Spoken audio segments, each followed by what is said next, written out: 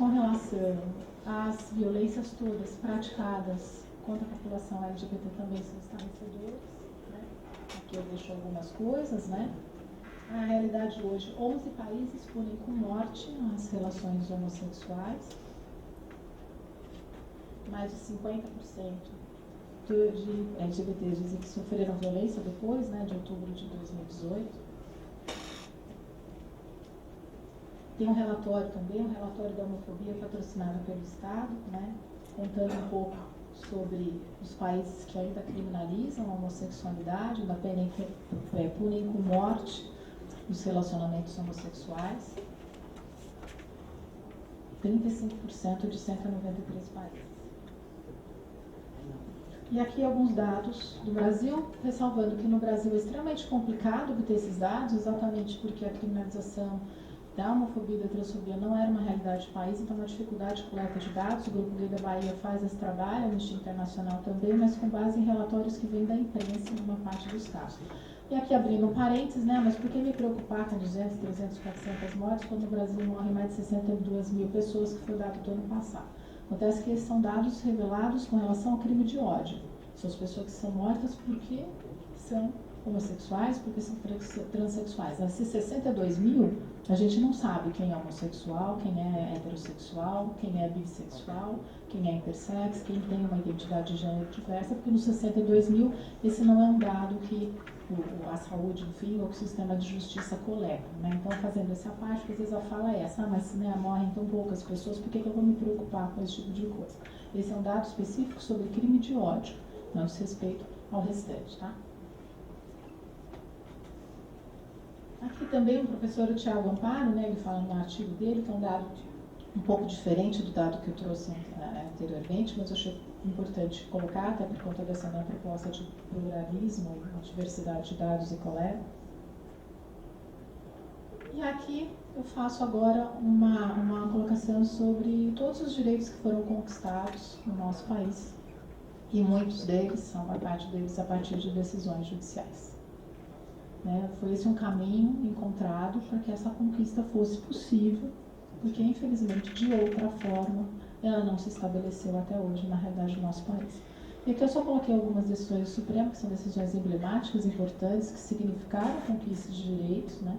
Eu coloquei as datas também, acho que datas eu sempre gosto muito de olhar para a história de novo. A gente está falando aqui no reconhecimento da União Estável em maio de 2011, eu sei que a Carol vai falar sobre a questão aqui, mas só dizendo, gente, não poder ter o reconhecimento de direitos numa relação afetiva, em que você compartilha o patrimônio com a pessoa amada por longos e longos anos, a gente sabe a dificuldade disso, isso realmente é uma usurpação de direitos muito grande, né? Foi só em maio de 2011 que essa conquista foi possível. Lembrando que já havia decisões judiciais que reconheciam a sociedade de fato, mas é diferente, né? Principalmente no que diz respeito ao simbolismo que isso traz. A partir daí, o Conselho Nacional de Justiça, maio de 2013, estabelece regras, né, para que essa união seja possível.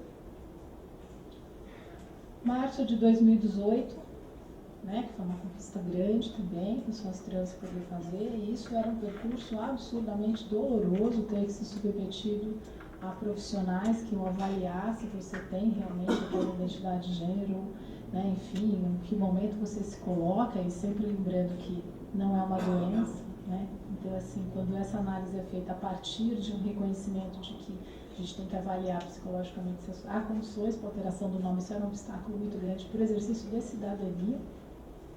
E como dizem promotores aqui, por exemplo, a gente sabe, né, entrar na sala um réu, enfim, que na verdade é uma mulher trans ou um homem trans, o constrangimento que traz, principalmente no sistema prisional, essa pessoa ser chamada de ele ou ela, dependendo da situação, é um constrangimento muito grande, né? Então, essa foi uma conquista bastante importante, expressiva. Depois o CNJ, né, regulamentando essa situação, como é que se eu chegar nos cartórios. Pena de prisão, essa é uma decisão ainda só casuística, né, de casuística no sentido de pontual, com relação a 2 mulheres trans presas no sistema prisional do Estado de São Paulo. Foi reconhecido direito de cumprimento de prisão ou a pena delas no presídio feminino. Há algumas questões que ainda podem ser usadas e eu acho que é interessante a gente olhar, né? Porque às vezes a gente se acostuma com a violência, a gente não olha para ela e para aquilo que ela significa. usar banheiro público. A gente, em pé, eu li outro dia um texto do Conrado Caligares, que ele fazia reflexão sobre o uso do banheiro público. Não sei se alguém leu, se não leu, acho que o convite é bem interessante. Então, não pode usar o banheiro, e agora? A gente faz o quê? Né? Então, enfim, são questões que a gente precisa parar um pouco para pensar e refletir o tipo de sociedade que a gente quer construir. E aí, nós chegamos à questão da criminalização da homofobia, a maneira como ela é construída mundialmente. Há países que já reconhecem isso há alguns anos, tá? A maior parte desse país está na Europa. Os primeiros deles, Noruega e Canadá. E a maior parte dos países que criminalizam a homossexualidade são os países africanos e da Ásia. A decisão do Supremo foi uma decisão extremamente importante, foi o 43º país, né, a criminalizar a homofobia. E aí a gente vai partir para a análise do que isso significa. Eu trouxe mais um dado aqui, os países que têm leis que punem crimes de ódio motivados por orientação sexual, para a gente entender que nós não somos uma exceção, nenhuma regra, né, uma construção de direitos. Na esfera internacional, inclusive, que ela já vem de longa data, mas que, mais uma vez, ela diz respeito a uma construção, um caminho, um percurso bastante difícil e que encontra inúmeros obstáculos. Né? A contar por essas reações todas negativas que tivemos a partir da decisão do Supremo, e olhando para o precedente anterior, que foi quando se reconheceu que o antissemitismo é uma forma de racismo, essas reações não aconteceram. Né? Só para a gente fazer um paralelozinho de onde a gente se encontra. Direito internacional de direitos humanos, né? Há já normas e padrões, a gente não tem uma regra no sistema internacional que seja vinculante, mas a gente quer uma construção em princípios. E dentro da nossa realidade, que é a nossa realidade regional, né? A gente tem a convenção, e essa convenção ela traz uma descrição, por exemplo, do que é a discriminação para efeito dessa convenção e da aplicação a qual o Brasil está vinculado, né, que faz parte da CID. Lembrando que tratados e convenções internacionais são equivalentes a emendas constitucionais. É sempre importante a gente olhar para a norma internacional, principalmente em épocas em que é questionada a questão de gênero, questionada a questão da construção de direitos. A gente olha onde a gente se encontra, que a gente não é uma ilha, a gente faz parte de um sistema e esse sistema tem reconhecido esses direitos há muito tempo.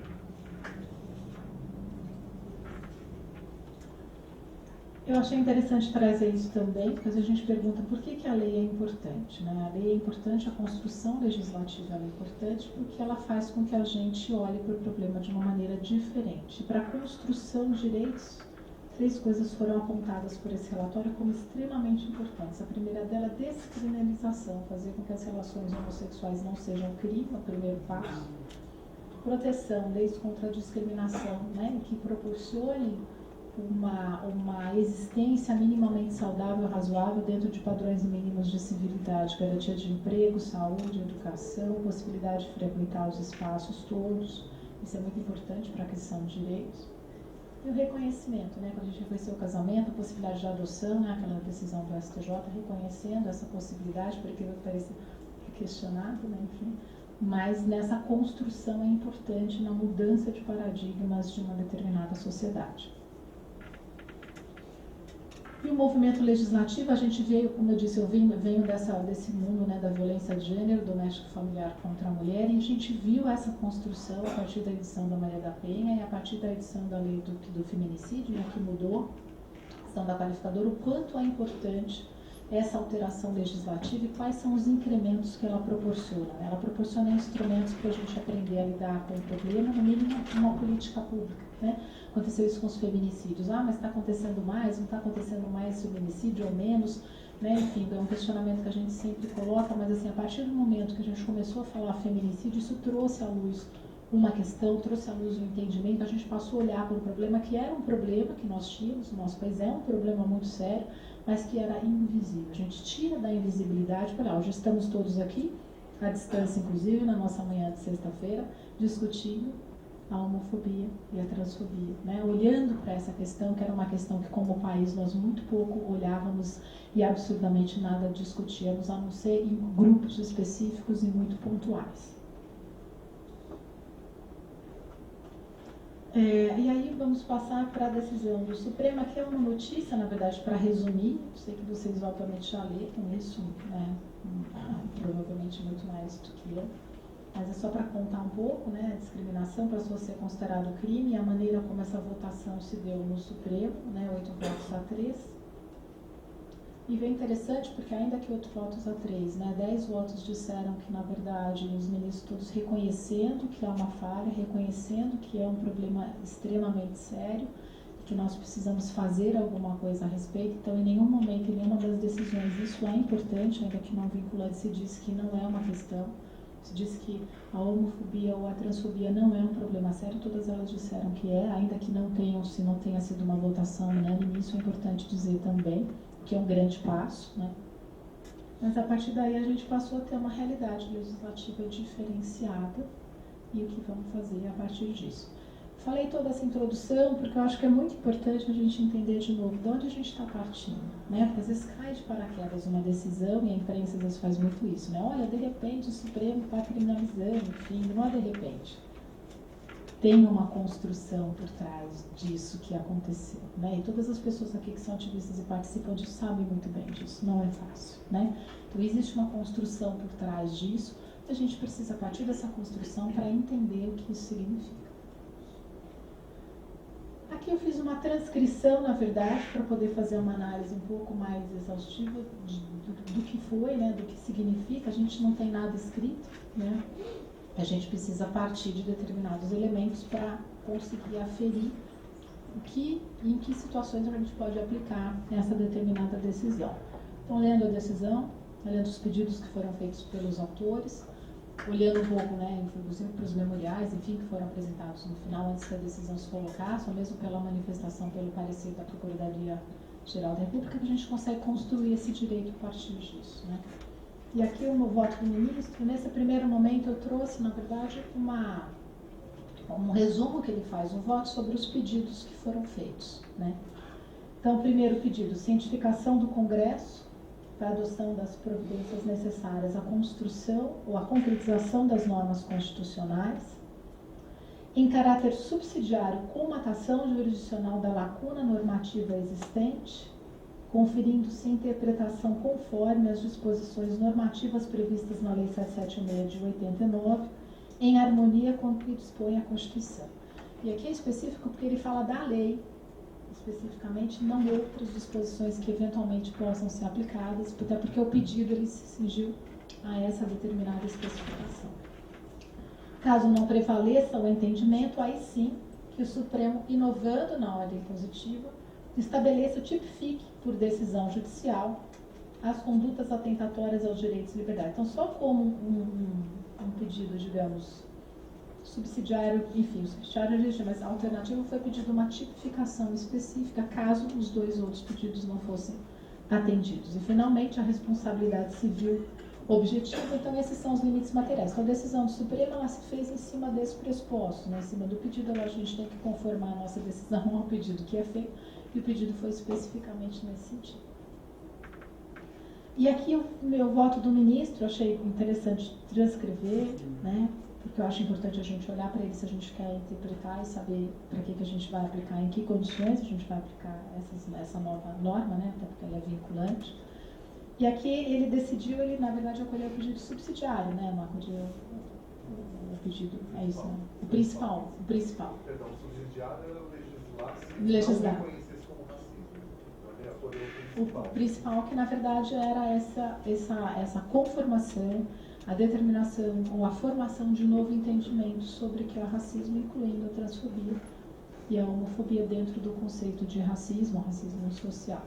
E aí ele coloca especificamente, enquadrar a homofobia e a transfobia, qualquer que seja a sua forma de manifestação, nos diversos tipos penais definidos na 776, até que sobrevenha legislação autônoma. E aqui o ministro ele faz referência a esse precedente, né, que é o precedente desse HC, que é de 2003, a decisão do Supremo, sobre aquela situação do antissemitismo, entendendo o antissemitismo como racismo. Isso fez parte do pedido, né? O fez parte do pedido específico, até como uma referência e toda aquela análise que se fez sobre a questão racial dentro daquele determinado voto do ministro Nelson Jobim. e declarar os efeitos da interpretação conforme a que se refere ali na D, somente se aplicarão a partir da data, né, dizendo que na verdade é ex-tuc, né, ex-nuc e não ex-tuc. E aqui eu copiei o memorial do Lott também para mostrar quando ele fez a última vez, quando ele se manifestou, né? E aqui são os pedidos específicos para, mais uma vez, dizer que, na verdade, essa referência, essa situação específica do HC, né? Nesse caso, para antissemitismo, e quais as disposições legais que se aplicariam ou para as quais se aplicaria essa decisão. De novo, né, o memorial, colocando a atribuição, enfim, a interpretação, quais as leis possíveis, e é bem interessante, porque na verdade se fala especificamente da Lei 7786/89. Por que eu estou dizendo isso a todo tempo? Porque a gente tem a injúria racial, né? Acho que isso é um debate que a gente precisa colocar e se é possível se aplicar para a injúria racial, por exemplo. E aqui só trazendo esse referencial, né, que é o referencial jurisprudencial anterior, que é da decisão do Supremo de 2003, quando reconheceu o antissemitismo como uma forma de racismo, e foi muito específico, né, na verdade. Então, por isso que o crime foi considerado imprescritível, senão na época teria sido prescrito. E é importante a gente olhar muito para essa decisão sob esse enfoque, né. E aqui a gente tem a Lei 7786 de 89, com todos os seus artigos e todos os seus tipos penais, né? Quando o Supremo faz, aí eu já vou entrar numa questão de debate, não sei quanto tempo mais eu tenho. Tá tranquilo? Tem quanto tempo mais? Uns 10 minutos? Ah, vai dar para terminar tranquilo. Quando o Supremo, na verdade, faz, eu tenho um entendimento, e aí eu divirjo, obviamente, do ministro Lewandowski, né? Não, na minha opinião, não há a criação de um tipo penal. Ponto. Né? Até porque os pedidos são muito específicos, a decisão do ministro Celso de Mello e os acompanhamentos dos votos todos também são muito específicos. No meu entendimento, na minha opinião, uma interpretação de um determinado conceito que é perfeitamente possível fazer no que diz respeito à decisão judicial. As decisões judiciais todas, a gente faz isso todos os dias, né? Enfim, a gente interpreta determinados conceitos a partir de determinados princípios. Vou dar um exemplo saindo um pouco dessa esfera. Quando surgiu no ano passado aquela questão da violência cometida no ônibus, enfim, aquela violência sexual, houve um debate trazido, e foi um debate muito proporcionado pelas feministas, enfim, eu me incluindo nesse debate, sobre a questão da violência, né? Quando o Código Penal, no artigo 213, define o que é estupro, ele fala em violência, mas ele não diz que tipo de violência que pode ser empregado para se configurar aquele determinado crime. A gente olha para ele como violência física porque é uma interpretação jurisprudencial e doutrinária. Isso vem de longa data. Ah, mas vem de quando? Ah, vem de sempre. Né? Quando a gente fala em direito, vem de sempre. A gente acaba não questionando determinadas coisas porque está lá. A gente vai tendo os nossos compêndios e manuais, só um minutinho, gente, que vão trazendo essa referência, mas ele está lá. Mas por que só a violência física? Se nós mulheres, nós partimos de determinados pressupostos, há várias outras violências que são cometidas e por muitas vezes não são reconhecidas. Então a gente parte de um pressuposto que é um direito que foi trazido a partir de uma interpretação que, enfim, ela tem uma determinada conotação de um mundo que valoriza determinadas situações masculinas, e a gente acaba não olhando para a violência sobre um outro enfoque, sobre um outro tamanho. Então esse é um debate que foi trazido. Quando se faz essa interpretação, quando se faz a análise do que é violência, a gente está analisando um determinado conceito a partir de uma realidade social, e ela é mutável, né? Ela vai passando por vários percursos à medida em que nós vamos evoluindo, na verdade estagnando, mas a gente vai partindo de determinados pressupostos. Quando a gente olha para a questão do racismo e diz racismo, o que é o racismo, afinal? Né? Racismo é um conceito extremamente, enfim, ele partiu de um princípio extremamente preconceituoso e desrespeitoso na medida em que diz que pessoas, dependendo da cor da pele, elas eram de raças inferiores ou superiores. Isso foi usado por muito tempo, né? Ele foi trazido por conta disso. Quando a gente descobre que, na verdade, nós todos fazemos parte da espécie humana e, por conta disso, não há diferenças biológicas que justifiquem uma determinada situação racializada, nós somos iguais, o que nos diferencia é a cor, o fenótipo, mas não o genótipo, enfim. Quando a gente olha para isso, aí a gente consegue questionar o que é o racismo dentro desse conceito. E é essa análise que é feita nessa decisão, e por isso esse enfoque, por isso esse olhar para o racismo social, sobre esse enfoque, né, e não a questão biológica. Então, sob esse tipo de análise, foi o que o Supremo Tribunal atuou, foi o que o voto do ministro disse, para interpretar o que é. O Nelson Jobim fala isso, mas se nós formos olhar naquela decisão anterior dele de 2003 para a questão do racismo, sob o que hoje na biologia e na genética se entende como composição e formação da espécie humana, ele seria um crime impossível, porque afinal de contas não existe distinção de raça. A antropologia e a sociologia já trazem isso para a gente já faz algum tempo. Porque existe uma diferença, enfim, que é basicamente antropológica, vem, né, raízes antropológicas e sociais, nos dizendo que proporcionando um tratamento diferenciado, né, uns superiores e outros inferiores, enfim. Então, dentro desse conceito foi que o Supremo atuou, por isso que eu entendo que não há uma tipificação penal específica, por isso que eu entendo que há uma interpretação, por isso que eu entendo perfeitamente admissível que dentro dessa interpretação se diga que no racismo, na conceituação dele, se coloque a homofobia, a transfobia, a LGBTfobia, tanto quanto foi colocado o antissemitismo. A aplicação dessa decisão para a Lei 7716, ela é muito clara. Eu acho que não há absolutamente dúvida sobre isso. Acho que a gente pode conceituar um pouco e nos deter um pouco mais. Nesses artigos, eles são bastante específicos, né? Proibição de prática de determinadas ações, de entrar em determinados lugares, de frequentar determinados restaurantes, de contratação, de emprego, enfim, todas essas discriminações e preconceito. O que eu acho um pouco mais complexo, aqui eu só transcrevo os artigos, tá? E a gente vai até o artigo 14, descrevendo que são tipos penais. Os artigos 16 e 18 são alguns efeitos da condenação, que não são automáticos, né? A juíza tem que declarar esses efeitos a partir da condenação. O que eu acho um pouco mais complexo, talvez o artigo 20, porque aí ele traz a necessidade da gente descrever o que é, ou dizer o que é discriminação e preconceito. Isso o procurador diz, enfim, nessa torcida dentro do estádio, disser, né, o goleiro bicho, enfim, a gente, que forma que nós vamos atuar, eu acho que é essa construção que a gente precisa fazer. A Convenção Interamericana traz um pouco do que é a definição sobre discriminação, mas essa é uma construção, e não uma construção muito fácil.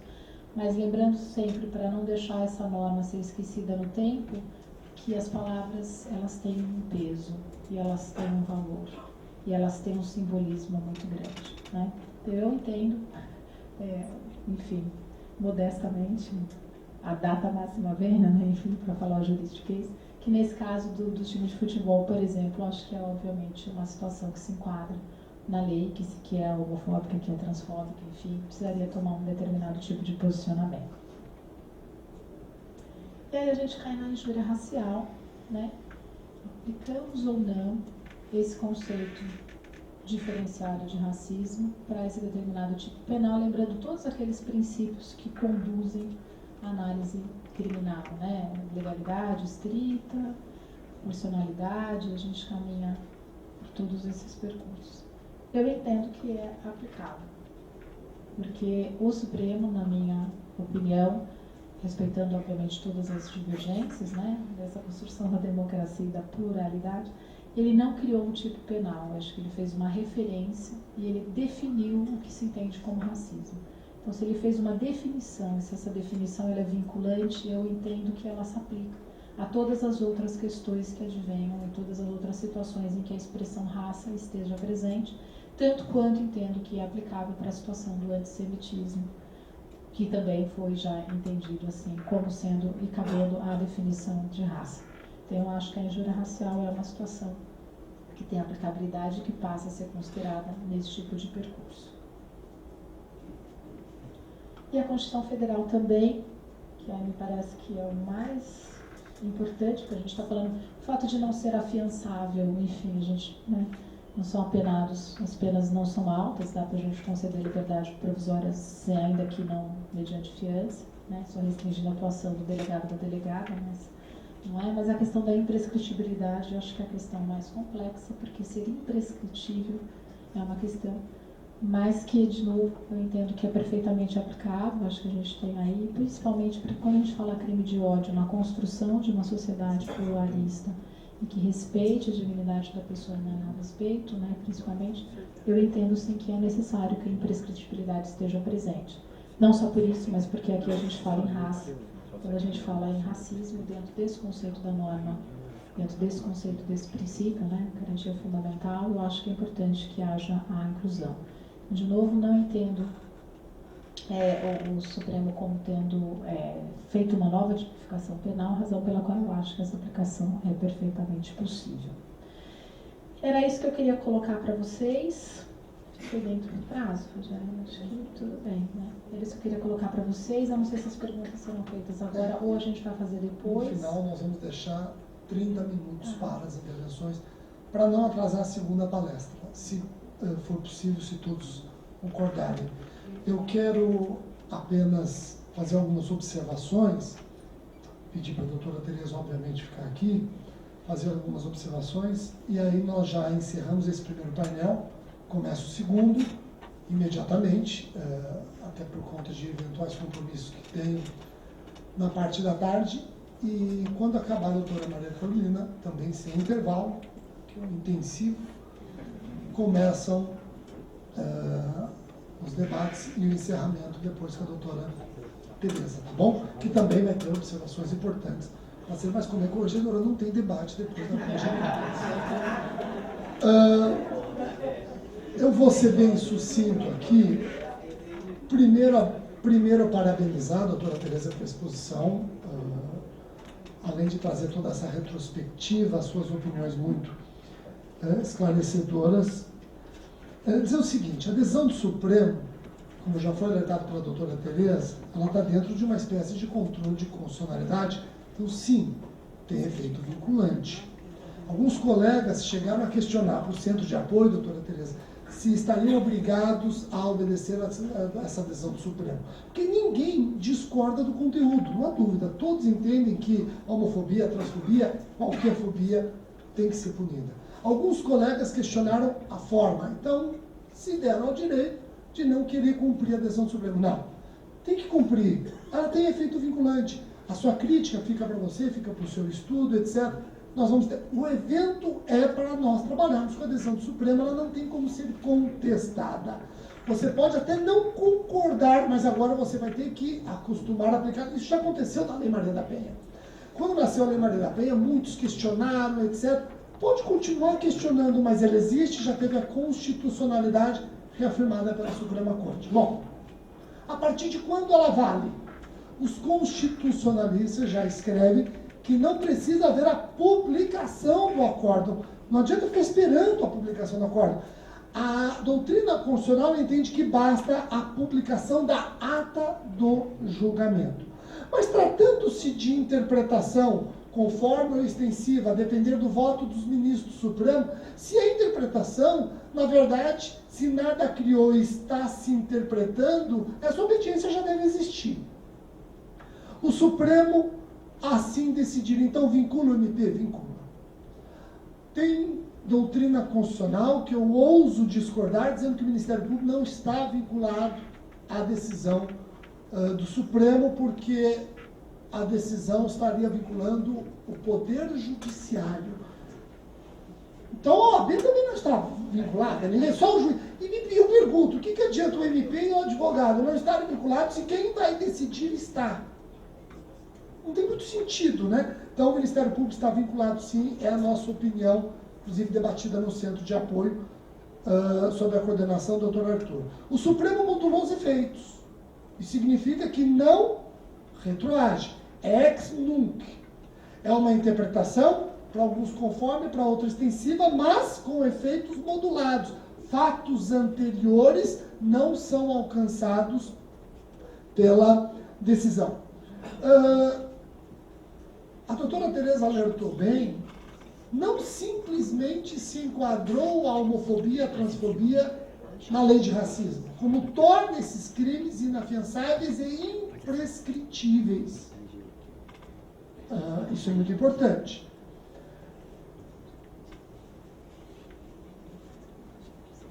Em que pese o Supremo ter decidido a questão sob a ótica da lei de racismo, a lei 7.716, de 89, seguindo o pedido dos autores, eu acho que existe um campo fértil, sim, para nós discutirmos a injúria racial. Eu não acho que a injúria racial deixou de existir e agora deve se enquadrar na lei de racismo.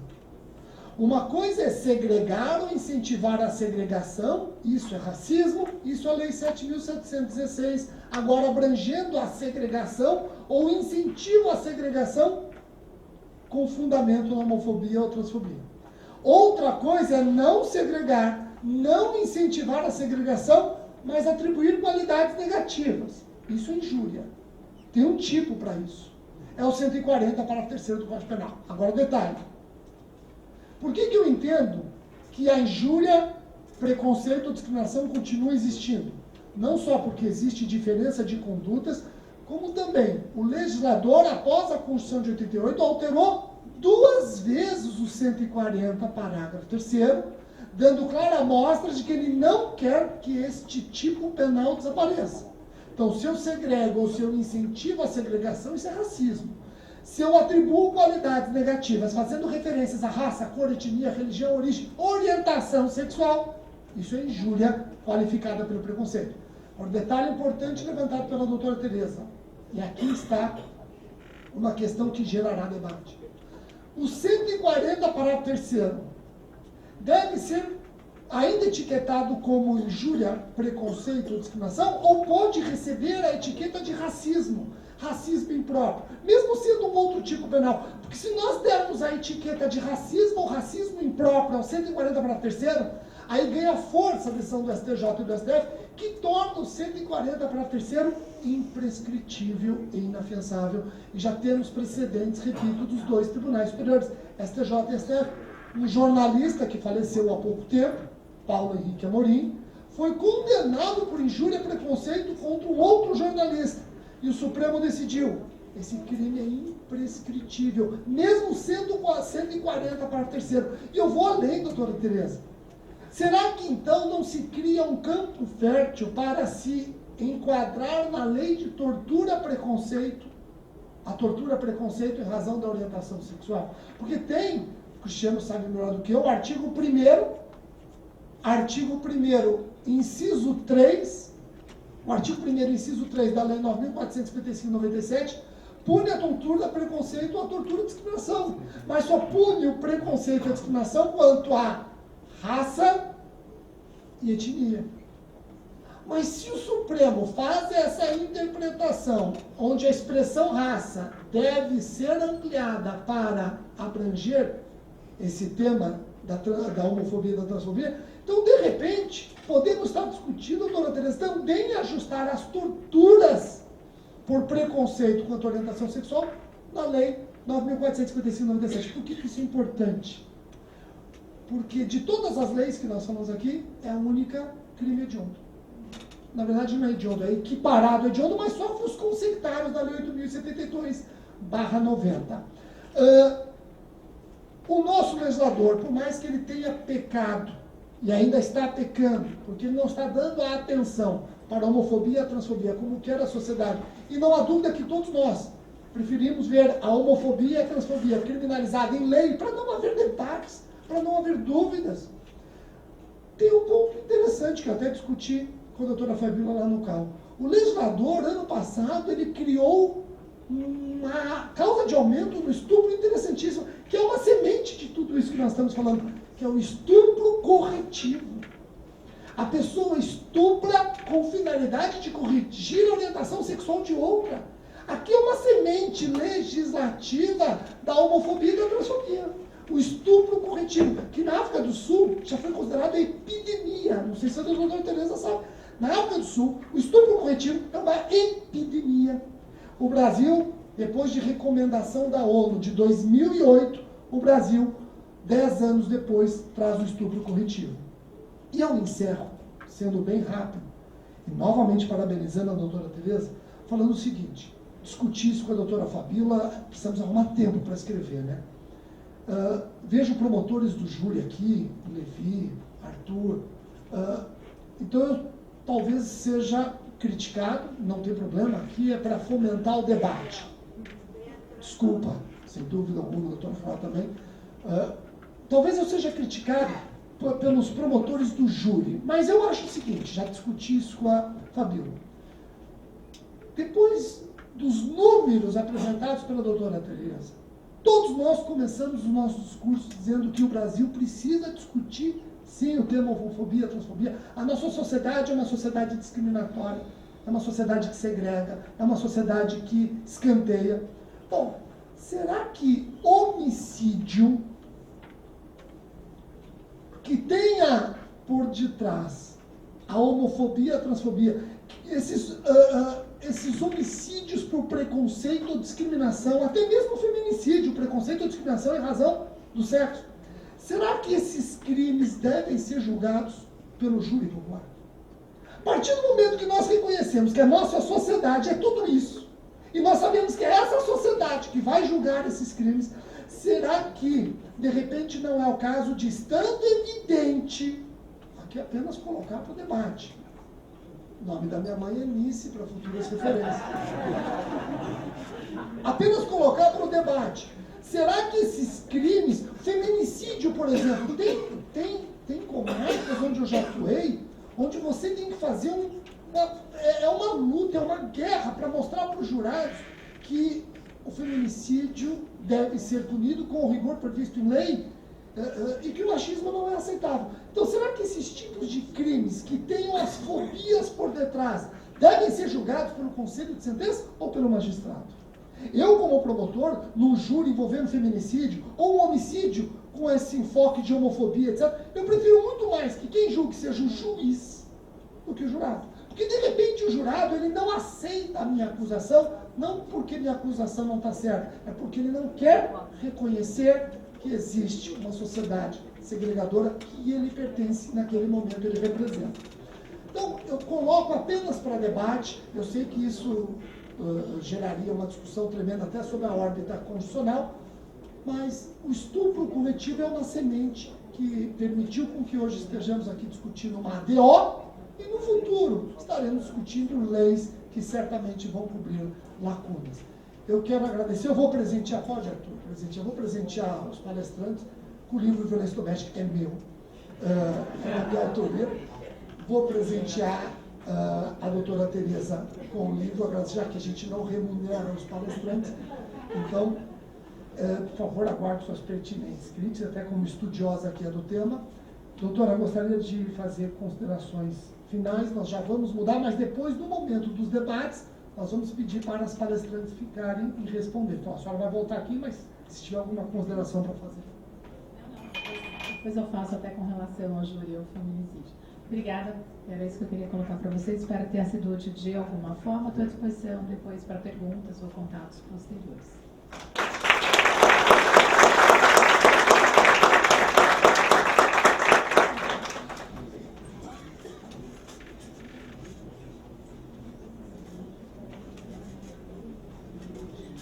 Para a nossa segunda mesa, chamo o Dr. Ricardo José Gasco de Almeida Soares, promotor de justiça, assessor do Centro de Apoio Operacional das Promotorias de Justiças Criminais, e a doutora Maria Carolina Silveira Beraldo, promotora de justiça do Ministério Público de Minas Gerais.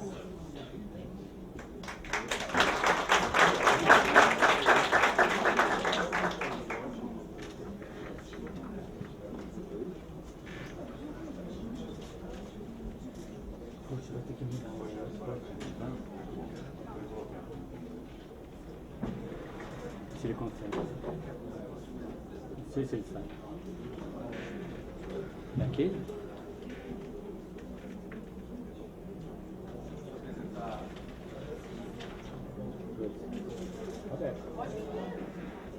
Tá fechado, Edu? Dois? Alô.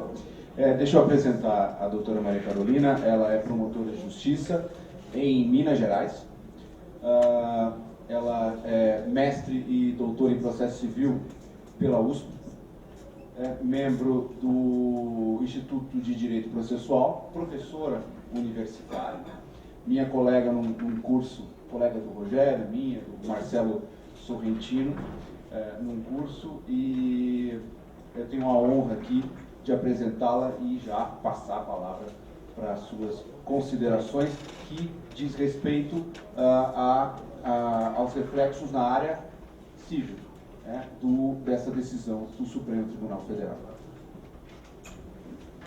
Obrigada, Ricardo. Bom dia a todos e todas. É uma honra e uma alegria muito grande estar aqui nessa manhã com vocês. Eu sou promotora em Minas Gerais, mas sou de São Paulo. O Ministério Público do Estado de São Paulo foi minha primeira casa, foi aqui em que eu fiz estágio, ainda na área de falências, ainda antes da aprovação da atual lei de falências, com o Dr. Arthur, a doutora Juliette, o Dr. João Mangini, e foi aqui no Ministério Público do Estado de São Paulo que eu aprendi o que eu queria ser. Eu sou filha de mãe advogada, pai juiz, então eu sabia o que eu não queria, e o Ministério Público só reforçou as minhas convicções e reforçou o sanguezinho que corre aqui, né? Que o promotor de justiça, ele é sanguíneo no bom sentido do termo, não é sanguinário, ele é sanguíneo porque ele luta pela implementação do que da Constituição Federal, dos mandamentos constitucionais, sobretudo no Ministério Público pós-Constituição Federal de 1988, que foi reformulado a partir, obviamente, de leis previamente existentes, né? Ele vinha sendo construído, mas ele foi efetivamente fixado. Então, é uma honra muito grande estar aqui hoje nesta manhã e agradeço o convite ao querido amigo e colega Rogério Sanches. Obrigado pelo convite. E eu estou aqui hoje numa posição bastante delicada.